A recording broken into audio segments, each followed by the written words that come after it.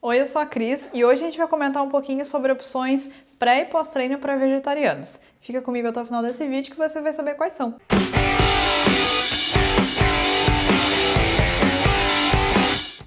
Esse vídeo foi uma sugestão da Tatá de Lima.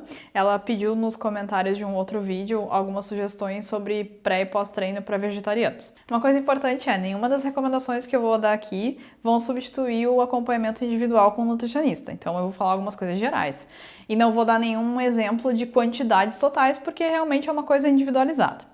Bom, a primeira coisa que a gente tem que pensar é, quando a gente vai fazer um exercício, a gente precisa ter energia para fazer esse exercício. E normalmente o que a gente vai utilizar prioritariamente vai ser os carboidratos. O que seria então essas fontes de carboidrato que a gente pode utilizar? Pode ser aveia, pode ser pão, granola, arroz, massa, batata, polenta, aipim, qualquer alimento que venha do grupo dos cereais, dos tubérculos, das raízes. Não necessariamente eu preciso consumir um alimento específico, tipo, obrigatoriamente antes do treino eu preciso consumir batata doce, que é a melhor fonte de carboidrato que existe. Não, qualquer carboidrato vai servir. Qual é a diferença? É que normalmente, quando a gente vai trabalhar por um período mais longo no exercício ou mais intenso, exemplo, uma pessoa que vai correr uma maratona, uma meia maratona, é importante que a gente cuide a quantidade de fibras que a gente vai consumir, porque normalmente os cereais integrais têm essa quantidade de fibras e isso vai fazer com que a digestão seja um pouco mais lenta e isso pode causar desconfortos ao longo da prova. Então, normalmente para corredores, para maratonistas, para nadadores ou ciclistas, dependendo do tempo que a gente tem antes do exercício, a gente não vai utilizar aveia ou granola ou coisas mais integrais, tipo arroz, pão ou mesmo as massas integrais. Mas, no geral, é importante que a gente tenha, então, o grupo dos carboidratos. Por exemplo, você pode consumir um sanduíche, se for o caso do café da manhã ou mesmo do lanche da tarde. Pode ser um mingau de aveia ou pode ser aveia ou granola misturadas com alguma fruta ou mesmo numa batida. Ou vitamina, não sei como é que se chama nos outros lugares do Brasil. Batida! Ok. E vitamina é o quê? Ok, beleza. Quem faz powerlift ou alguma coisa assim que levante muito peso uma vez só, se tá com alguma coisa no estômago, de tanta força que faz, a pessoa vomita. Sim, justamente isso. Tem esse problema.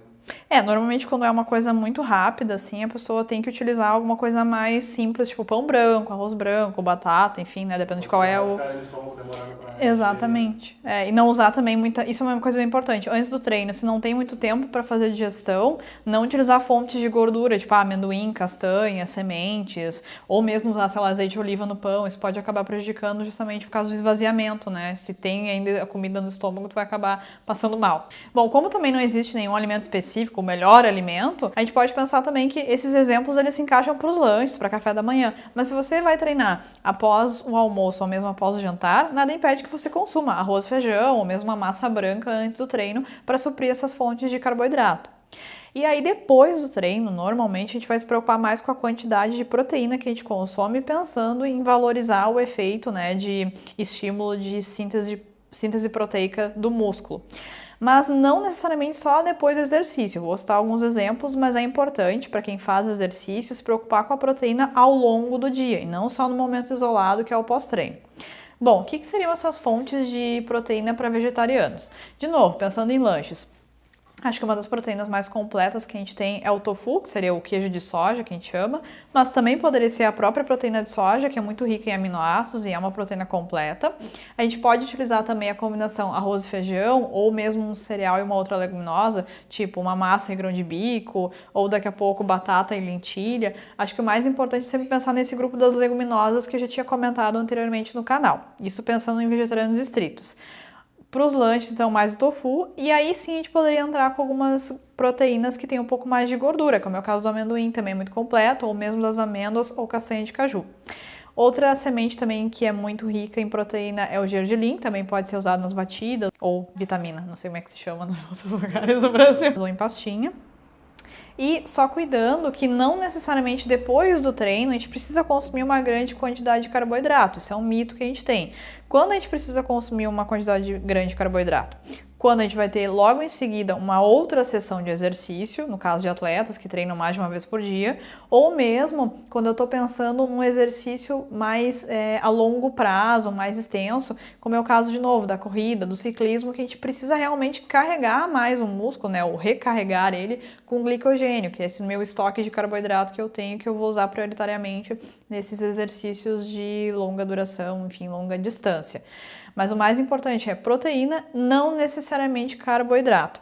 Lembrando que aqui também pode ser válido o uso de suplementos alimentares à base de proteína, que no caso dos vegetarianos vai ser o de ervilha, o de soja ou de arroz, e em alguns casos aqui no Brasil a gente já tem também o suplemento de proteína da batata.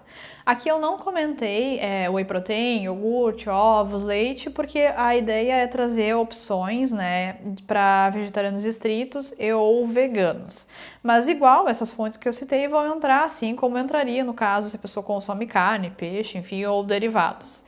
Eu espero que vocês tenham gostado desse vídeo. Se inscrevam no canal, deixe o seu curtir aqui, compartilhe o vídeo nas redes sociais e até a próxima!